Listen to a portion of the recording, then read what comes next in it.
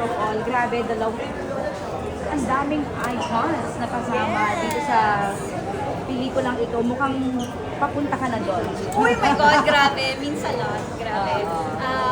Again, sobrang grateful ako and I'm really honored to be part of this very wonderful film. And ngayon, mapapanood na ng mas nakararami ang aming pelikula. Sana this coming February 25, lahat po ay makapanood na ng aming pelikulang Until She.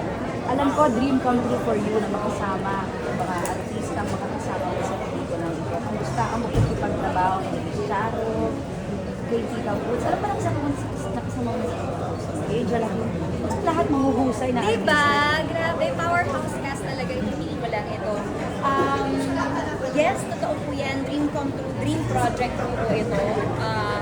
Ang mapabilang sa pelikula ni Direk Brillante at ang makasama ang mga very powerful women who I really look up to in the industry. And to do a project like this na marami rin talagang matututunan kahit ang mga kabataan natin, especially today. Kaya I'm just so excited and I'm proud of what we made. Wait na, so ito na nga, no? Yung walang script, Oo, walang- direct walang reality. script. Kamusta ng intuitive acting? Actually, napapansin ko nga ngayon, sobrang laking lesson ang in-import sa akin ni Direk Brillante. Kasi ngayon, kapag gumagawa ako ng proyekto na may script, mas nalalagyan ko siya ng layers. Kasi nanggaling ako sa wala akong script.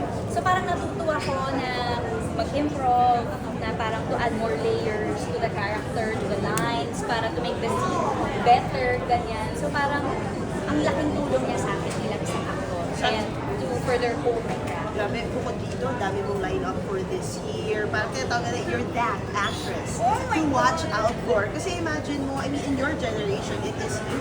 We feel like after Contrabida Academy, having... Oo, yeah. Puro pelikula. Ang mga naka-line up. May Netflix pa, no? Parating. Yes. Oo, I mean, ano to, talagang, how did you arrive in curating these types of projects for you?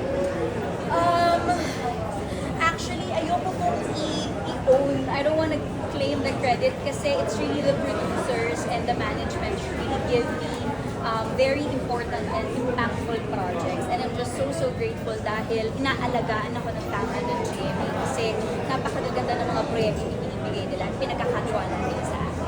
Puro pelikula ba? Yes, but there's also a primetime series in the works na sobrang excited din ako. I will share that with you very soon. Oo. So, ngayong taon, mga pelikula at may teleserye, for sure. Ano to, baka bagong makakasama, bagong Hindi mo tema. kaya talaga. Hindi basta pa. basta sobrang excited ang nanay ko. Yun yung clue. Yes. Yun ang clue. Yes. Excited ang nanay mo. Sobrang Mukhang excited. fan ng nanay mo na makakasama mo, ganyan. Yes. Fan ka din. Oo, siyang dahilan ba't ako artista. Parang it's 2026 is parang year for your art, no? For growth, ganyan. Oo. Naku, sabi ko nga parang naging continuation siya ng magagandang nangyari sa akin last year ng 2025. Kasi parang doon nagsimula ang aking solo era. Tapos ngayon nagtutuloy-tuloy, which I'm really grateful for. And sobrang nagpapasalamat ako dahil ang ganda nung naging trajectory ng career ko since last year. So it's pretty Nabanggit mo yung solo era. Solo ka ba talaga? Nung Solo Valentine's talaga. Day, parang Diba?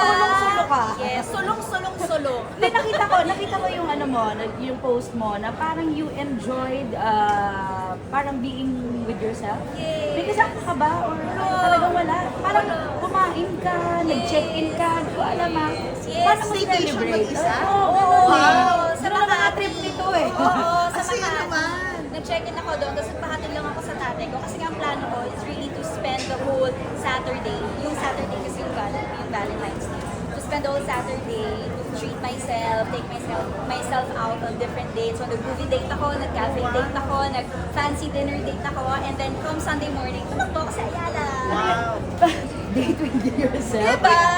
Maganda yung tinuturo mo sa fans mo. Pero ang dami mga bata, laging humanap ng jowa, laging sa pets, laging pressured pag Valentine's Day. Pero hindi eh, self-love ang sinusulong mo. Oo, and not just on Valentine's Day. You should love yourself every day. Treat yourself with kindness, full of love. Kasi, parang kailangan mong ipaalala sa sarili mo na you really don't need anyone. You really don't have to depend your happiness on anyone. Kaya mong pasayin ang sarili mo. Sinag-send ba sa'yo ng Valentine gift? Yan, Fresh oh. chocolate Mga or brands. what? May bulak, Brands. may natanggap ka bang bulaklak from someone? Ganyan. Yes, sa aking videographer kay Melody. Tsaka book, nakatanggap din ako ng Butter. It's a Japanese crime novel. Parang manliliga.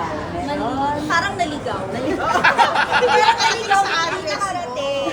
Parang naligaw. Parang ano ka na ba ngayon muna? Na parang Magpaligaw? pause Oh my for, gosh. Siguro hindi muna. Kasi nga coming from my solo celebration of Valentine's, parang na-realize ko, parang I really enjoy my own company. Parang gusto ko pa siyang patagalin. explore, ganyan. Yes. Congrats. Thank you. Congrats. Nagkaroon ka ba ng admirer na same sex? Seems, Ayan. parang Admirer. hindi po, parang hindi ako masyadong Lapitin attractive ng sa... Lapitin ang mga shows. They don't find me attractive. Teka lang, parang may kinalaman ba to sa pelikula din? Ano naman. Pero I really, really enjoyed the whole journey kasi parang first project ko din ito na nag-tackle about mga sapphic characters, females falling in love. Diba? So ito rin yung parang first project ko na sobrang tapang din ng story. And not only that, imagine Boots Ansununigo and Sharon Santos Concho mirror that topic sa audiences. I mean, how is that for you, looking up and working with her? I think as impactful as the characters are already written, I think being portrayed by two of the most important actresses that we have today really put a period on that statement. I love that. At puring-puri ka ni Tita Bus ni The Charity Ay, oo. Angel sa pakikatrabaho. Sinisegue talaga nila yung admiration for you sa mga soundbite nila. Napawisan tuloy ako. Oo, hindi ah. Pressure. Talagang mga icons yan ng They were industriya, saying, bar. Barbie is such a... Next ka na nga daw, pa-next idol. Yun na, it's such a layered Grabe, sobrang every time I get asked about my reaction pagka ganyan, sobrang hindi ko alam yung sasabihin ko kasi parang dati pangarap ko lang talaga noong mga panahong taga Binyan Laguna pa ako tapos ini-imagine ko lang na makaka-work ko yung mga ganitong malalaking pangalan tapos ngayon nakatrabaho ko sila tapos kinikilala din nila yung trabaho ko. Pero sobrang overwhelming and I'm just so honored and privileged, I would say actually, to have worked with you. Wala nang hahabang pa sa buhok mo, di ba? Ha? Charot. Haba. Congrats, Barbie. Thank you, Thank Barb. you. Congratulations. Congratulations, Princess Jasmine. Di ba nga?